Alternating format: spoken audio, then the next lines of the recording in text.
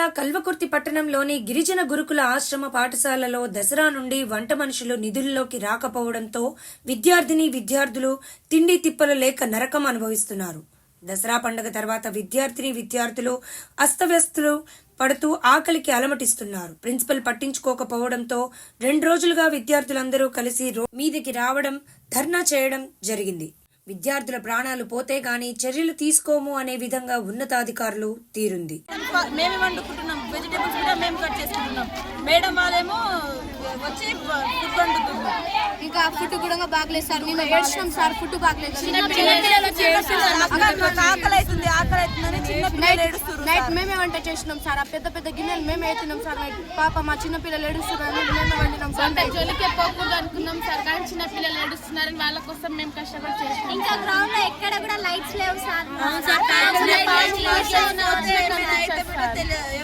మాకు వర్కర్స్ అయితే ఎప్పటి నుంచి ధర్నాలో కూర్చున్నారు, అప్పటి నుంచి మాకు ఫుడ్ కూడా మంచిగా ఉండడం లేదు సార్. ఫుడ్ ఎవరు వండుతున్నారు?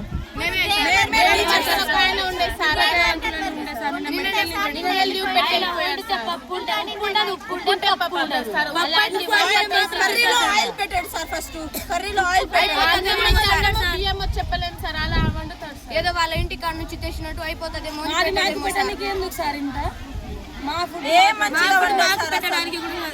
మా అన్న మాకు పెట్టారా సార్?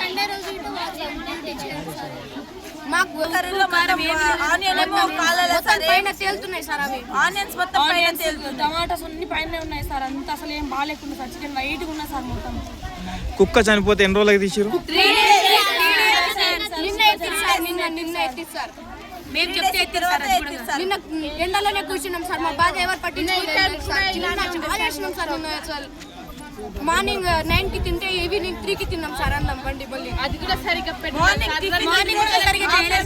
ఉండదని వండకి ఒక పూటనే తిని బ్రతుకుతున్నాం సార్. ఈడ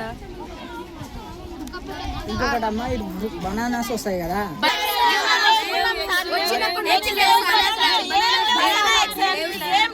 నిన్న పెట్టిరు సార్. నిన్న ఒక్కరోజు దానికన్నా ముందు 2 days పెట్టారు. అది కూడా సరిపోలేదు సార్.